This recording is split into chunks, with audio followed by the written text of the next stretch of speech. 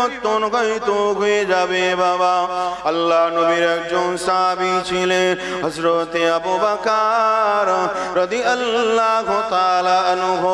আল্লাহ নবী সাল্লাল্লাহু আলাইহি সাল্লামের ওই সাহাবী, তিনার একজন খাদেম ছিল, তিনার একজন দাস ছিল।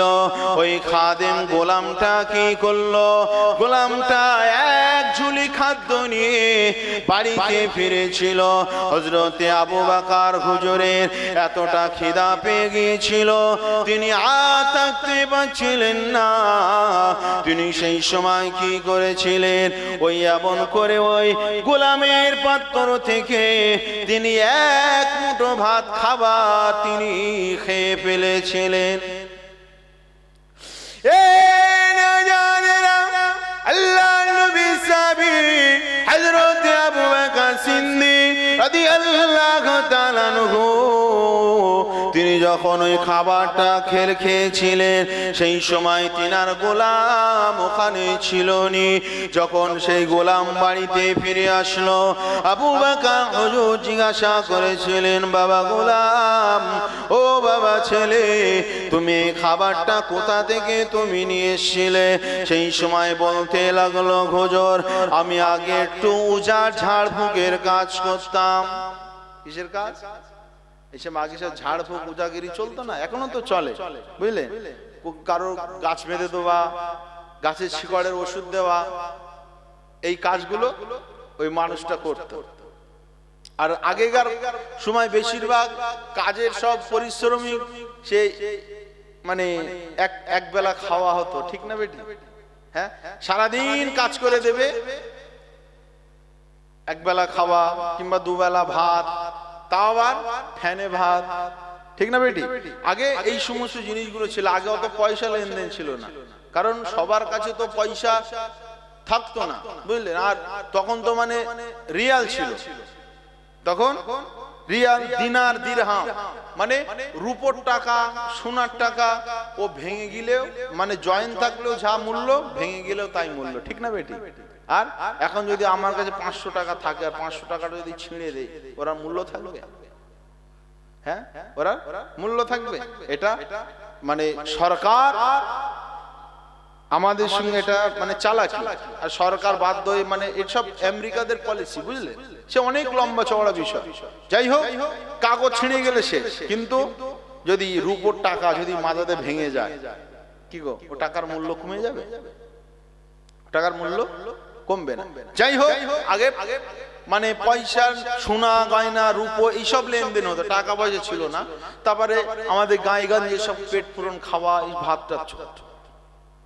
সেই সময় ওই কেমন করে ওজা বলতে লাগলো, হুজুর, আমি 1 তারিখে ওখানে ওজাগিরি করেছিলাম, তখন তারা আমার পাওনাটা আমাকে দেয়নি।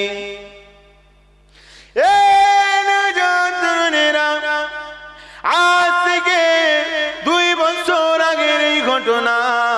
2 বছর পরে আমি ওই রাস্তা দিয়ে যাচ্ছিলাম, দেখলাম ওদের বাড়িতে খানা হচ্ছে। আমি সেই সময় তাদের ওখানে গিয়ে বললাম, আমার পাওনাটা তো দেওনি, আমাকে দিয়ে দাও। সেই সময় কি করলো, ওই শিরকে কালাম, মুজাগিরি কালামের ওই কর্মের যে পাওনাটা, সে ভাত যেটা, খাদ্য যেটা দিয়েছিল, সেটা বাড়িতে নিয়ে চলে আসলো। হযরতে আবু বকর হুজুরকে যখন এই ঘটনাটা বললেন, আল্লাহ নবী সাহাবী হযরতে আবু বকর হুজুর সঙ্গে সঙ্গে নিজের গালের ভিতরে আঙ্গুল ঢুকিয়ে দিল। সঙ্গে সঙ্গে আঙ্গুল দিয়ে দিয়েছে, কারণ পেটে ঢুকেছে হারাম লোকমা, ঠিক না বেটি? পেটে হারাম লোকমা ঢুকেছে, অতএব লোকমাটা তো বাইর করতেই হবে। আল্লাহ নবী সাহাবী বারবার আঙ্গুল দেয়, ওক তোলে, কিন্তু বেরোয় না। আবার যখন পানি খায়, ওক তোলে, তাও বেরোয় না। সেই সময় আমার নবীর অন্য অন্যান্য সাহাবীরা আবু বকর হুজুরের দৃশ্যখানা দেখে বলতে লাগলেন, ও ভাই আবু বকর, কেন এত তুমি কষ্ট করছো? সেই সময় বললেন, বাবা আমার শরীরের ভিতরে হারাম লোকমা ঢুকে গিয়েছে, ওই হারাম লোকমা আমার শরীরে পালতে চাই না রে। ও নবী পাকের প্রেমিকেরা, হযরত আবু বকর সিদ্দিক সেই সময় কি করলেন? আরো পানি পান করলেন। পানি পান করার পরে আবার যখন তিনি হাত দিলেন, তিনার সাধ্য অনুযায়ী চেষ্টা করলেন যতটা হারাম লোকমা বেরোনোর ততটাই বেরিয়ে গেল।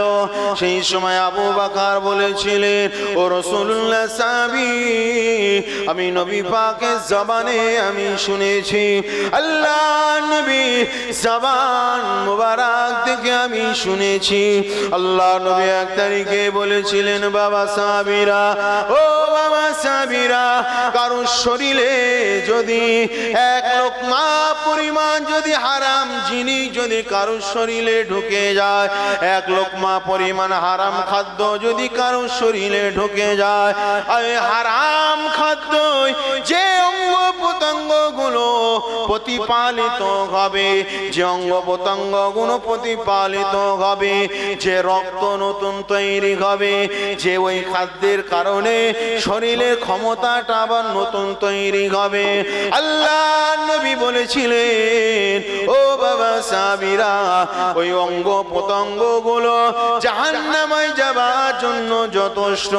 কারণ আমার আল্লাহ কোরআনে জানিয়ে দিয়েছেন, আমার আল্লাহ পাক বললেন, ওয়াকুদুহান নাস ওয়াল হিজারা, কিয়ামতের ময়দানে, ময়দানে মাশারে দিনে মানুষ এবং পাথর এরাই হবে জাহান্নামার খাদ্য। কি বুঝলে? শরীরের ভিতরে হারাম লোকমা ঢুকেছে, আমাদের শরীরে তো অহরহ হারাম চলে যায়, ঠিক না বেটি? একবারও বাদ বিচার করি? আমরা আরসালানে বিরিয়ানি খাতে যাই, একবারও চেক করি?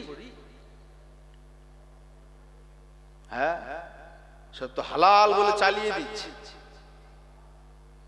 আগে তো মানে খাদ্যর প্যাকেট যেগুলো হতো, সেই খাদ্যের প্যাকেটের গায়ে মানে আপনার সবুজ ফোঁটা অথবা লাল ফোঁটা দেওয়া থাকতো, ঠিক না বেটি? মানে হারাম হালাল বাছাই করার জন্য। এখন পলিসি করে তারা সমস্ত প্যাকেটের গায়ে সে শরীরের চামড়া দিয়ে তৈরি হোক আর যাদিই তৈরি হোক, সব প্যাকেটের গায়ে সবুজ ফোঁটা সবুজ টিপ দিয়ে দিচ্ছে, মানে এটা হালাল, খেতে অসুবিধা নেই, ঠিক না বেটি? আমরা তো আর আল্লাহর ওলি না। যতটা বেঁচে চলা যায়, যতটা বেঁচে চলা যায়। মেজলা হুজুর রহমাতুল্লাহ আলাইহি তিনার কাছে যখন কোন হারাম জিনিস আসতো আল্লাহর পক্ষ থেকে, তিনার দিলের ভেতরে ঘুমটা বেজে যেত। জোরে বলুন সুবহানাল্লাহ। একটু জোরে হবে না? নারায়ে তাকবীর, নারায়ে তাকবীর। কি আপনাদের ঘুম পাচ্ছে নাকি? কি আলোচনা বেজার হচ্ছে? হ্যাঁ, ঘুম পাচ্ছে? আরে কি কিছু বলে না আমার বাপেরা। হারাম হারাম থেকে পরহেজ করে আমাদের চলতে হবে। আল হালালু বাইয়িনুন আল হারামু বাইয়িনুন ও বাইনাহুমা মুতাশাবিহাত। আপনি যদি কামেল দরজায় যদি আপনি পৌঁছাতে চান, হারাম তো স্পষ্ট আছে, হালাল তো স্পষ্ট আছে, ও বাইনাহুমা মুতাশাবিহাত, এর বিচখানে কিছু সন্দেহজনক জিনিস রয়েছে। আর সন্দেহজনক জিনিস থেকে যে মানুষগুলো বাঁচতে পারবে, ওই মানুষগুলোই কামেল দরজায় পৌঁছাবে। জোরে বলুন সুবহানাল্লাহ। আসেন বাপেরা, নওজোয়ান তরুণেরা, এ নবী পাকের প্রেমিকেরা, আজ আমি আপনি এই দুনিয়া জমিনে এখানে বসে রয়েছি বাবা। একদিন আমার আপনার জন্ম হয়েছিল বাবা। আজ আমি আপনি বেঁচে রয়েছি, একটা সময় চলে আসবে, একটা সময় চলে আসবে, কুল্লু নাফসিন যায়িকাতুল মউত, মরণ আমাদের একদিন পাকড়াও করে নেবে, ঘেরাও করে নেবে। এই যুবকেরা, তরুণেরা, আপনি যে সামান্য খুলেন আর আপনার মরণ পর্যন্ত আপনি যা কিছুই করে যাবেন, আল্লাহ দরবারে সব কিছুর জবাব দিতে হবে বাবা। এই নওজোয়ান তরুণেরা, আমার আব্বারা মায়েরা, আজ আপনি দুনিয়ায় যদি অন্যায় করেন, কেউ জানুক আর না জানুক আমার আল্লাহ জানে। আর আপনি দুনিয়ার জমিনে যদি অন্যায় করেন আর আপনি যদি ভাবেন যে আল্লাহ আমাকে ক্ষমা করে দেবে, আপনি অন্যায় করতেই লাগলেন আর আপনি ভাবছেন আল্লাহ আমাকে ক্ষমা করে দেবে। এই যুবকেরা, তরুণেরা, এটা আপনার একটা বড় আকীদা ধ্বংস হয়ে গেল। আসমান জমিন লক্ষ তারা, 18,000 মখলুকাত, আল্লাহ তসবিহ নবীর দরুদ পড়েন তারা দিবারাত। আল্লাহুম্মা সাল্লি আলা, জোরে জোরে পড়ে, ওয়ালা আলি সাইয়্যিদিনা, কলমা লা ইলাহা ইল্লাল্লাহ, জোরে জোরে লা ইলাহা, লা ইলাহা ইল্লাল্লাহ, दीन मिला ईमान मिला, पढ़ने के लिए कुरान मिला, दीन मिला ईमान मिला, पढ़ने के लिए कुरान मिला, जो कुछ देने का था सब कुछ दिलवा दिया कमली वाले ने, बोलो ला इलाहा इल्लल्लाह, जुर जुर ला।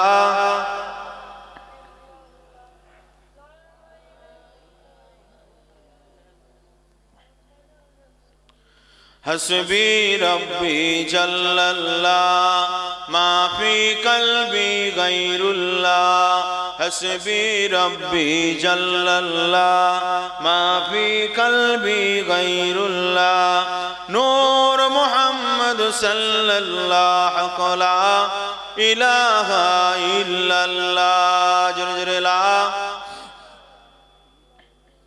ला इलाहा इल्लल्लाह मुहम्मदुर रसूलुल्लाह। قال الله تعالى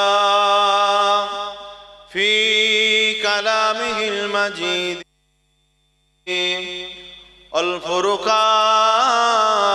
الفرقان الحميد، وما خلقت الجن والإنس إلا ليعبدون. وقال الله تعالى في آية أخرى الذي خلق الموت والحياة ليبلوكم أيكم أحسن عملا. قال رسول الله صلى الله عليه وسلم من أحب سنتي فقد أحبني ومن أحبني كان معي في الجنة. प्यारे हाजिरान मजलिस, আমার দিনদার ইমানদার নেককার আল্লাহওয়ালা গণেরা, আমার নওজোয়ান তরুণ যুবক ভাইয়েরা, পর্দার অন্তরস্থ আমার ধার্মিকা মা ও বোনেরা, আজকে জলসার সুনামধন্য সভাপতি সাহেব, আপনাদের গ্রামের সম্মানীয় ইমাম সাহেব এবং মুয়াজ্জিন সাহেব, সাথে সাথে আপনাদের এই মহল্লায়, আপনাদের পাড়ার গ্রামের হাফেজে কুরআন, আলেমে দ্বীন, আল্লাহ পাকের হাজী বান্দাবানেরা, সকলকে অন্তরস্থল থেকে ভালোবাসা জানিয়ে আল্লাহ দরবারে শুকরিয়া আদায় করছি যে আল্লাহ পাক জাল্লে জালালুহু জাল্লে শানুহু আমাদেরকে বেহেশতের বাগানে বসিয়েছেন। সকলে বলুন আলহামদুলিল্লাহ। কি গো, আপনারা খুশি না বেজা? হ্যাঁ, খুশি। তাহলে আলহামদুলিল্লাহ, আল্লাহ শুকরিয়া আদায় করছেন। আওয়াজটা তো কম। ভালো জায়গা সবার কিসমতে জোটে না, বুঝলে? জান্নাত সবার কিসমতে জুটবে না। ভালো জায়গায় বসা এটা আল্লাহর একটা বড় নিয়ামত।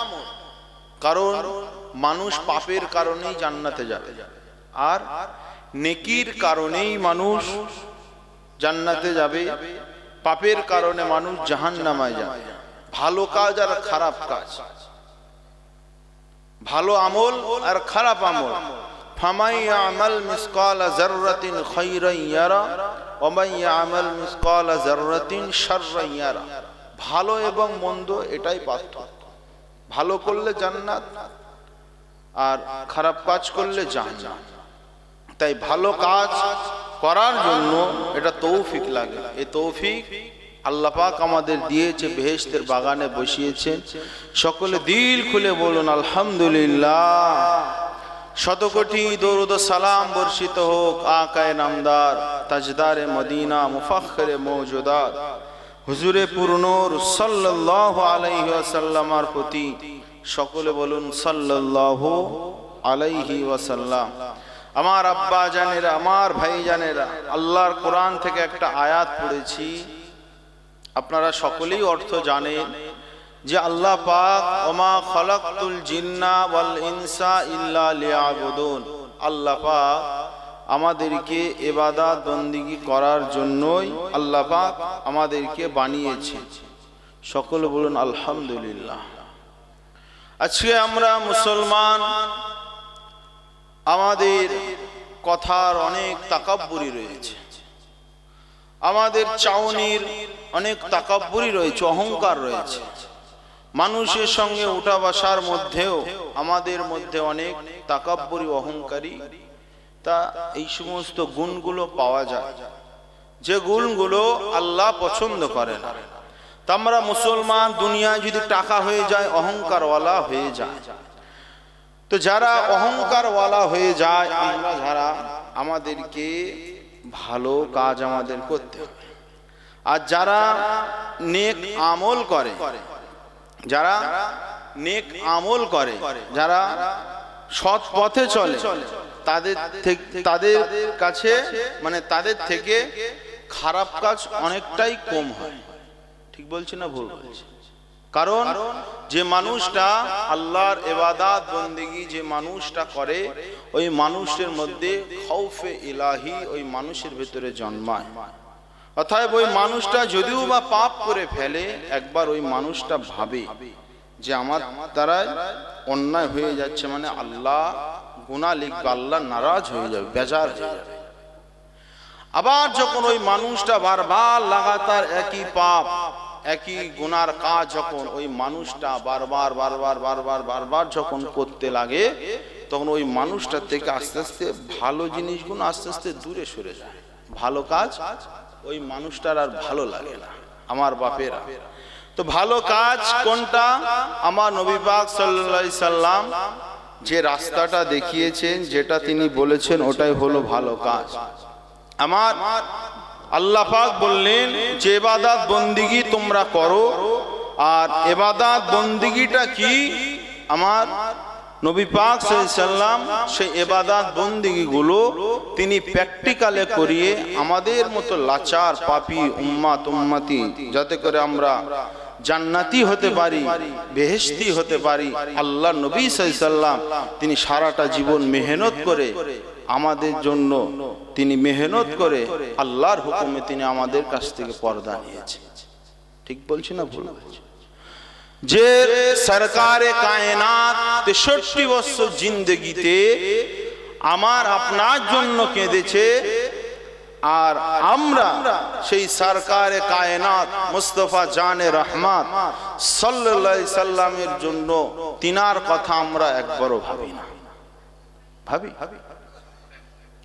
দুনিয়ার জমিনে আমার আব্বা আমার ভবিষ্যৎ নিয়ে চিন্তা করে, ঠিক না বেটা? ভবিষ্যৎ নিয়ে চিন্তা করে। আপনার সন্তান রয়েছে, আপনার সন্তানের ভবিষ্যৎ নিয়ে আপনি চিন্তা করবেন। কিন্তু সন্তান যদি আস্তে আস্তে বড় হয়ে যায়, বিয়ে শাদী হবার পরে যদি ভালোভাবে কথা না বলে, যদি ঝগড়া করে, তখন সবাই হয়তো বলে না, তবে ম্যাক্সিমাম মানুষ আফসোস করে বলে যে ছেলেটাকে এত বড় করলাম, মানুষ করলাম, আর ছেলেটা কথা শুনছে না, মনে বড্ড ব্যথা লাগে। আল্লাহর নবী সাল্লাল্লাহু আলাইহি সাল্লাম তিনি 63 বছর জিন্দেগিতে একবারও তিনি নিজের কথা একবারও ভাবেনি। সব সময় উম্মাত উম্মাত উম্মাত উম্মতি, নিজের শুধু উম্মাত উম্মতিদের কথাই ভেবে তিনি নিজের রক্তকে, খুন মুবারককে পানি করে, নিজের দানকে শহীদ করে আল্লাহর নবী সাল্লাল্লাহু আলাইহি সাল্লাম তিনি দুনিয়ার জমিন থেকে তিনি মুন্তাকিল হলেন। তিনি জায়গা পরিবর্তন করে আমাদের চোখ থেকে তিনি পর্দা নিয়ে চলে গেলেন। কিন্তু আমরা মুসলমান, এই মুসলমানের মধ্যে আপনি জুয়া পাবেন, ঠিক বলছি না ভুল বলছি? হ্যাঁ, মুসলমানের মধ্যে আপনি মদ পাবেন, মুসলমানের মধ্যে আপনি গাঁজা পাবেন, মুসলমানের মধ্যে আপনি সমিতি পাবেন, মুসলমানের মধ্যে অনেক রকম নোংরা জঘন্য অপরাধ এই মুসলমানই করছে। কিন্তু আমরা আবার বলছি যে আমরা আখেরি জামানার নবী, নূর নবীর উম্মাহ, ঠিক না বেটি? কারণ আমাদের হৃদয়ে আল্লাহর ভয় নেই। আপনি যদি চার দেওয়ালের মাঝখানে যদি আপনার স্ত্রীকে যদি আপনি মারেন, সেখানে তো কেউ দেখতে পাবে না, পাবে? আপনার স্ত্রী যদি কারোর সঙ্গে যদি সেই অপরাধগুলো যদি না বলে যে আমার স্বামী আমাকে মেরেছে, কি গো, সমাজের মানুষ জানতে পারবে? কিন্তু আমার আল্লাহ সবকিছুই জানবে। আপনি অপরাধ করলেন, আমি জানতে পারলাম, খুব বড্ড জোর আমি আপনাকে খারাপ বলবো, আমি তো আপনাকে শাস্তি দিতে পারবো না। অর্থাৎ আপনি অপরাধ করলেন, আমি জানতে পারলাম আর নাই পারলাম, সমাজের মানুষ জানতে পারলাম নাই পারলো, কিন্তু যিনি শাস্তি দেবেন তিনি যদি জানতে পারেন, কি গো, তিনি যদি জানতে পারেন, শাস্তি হবে কি হবে না?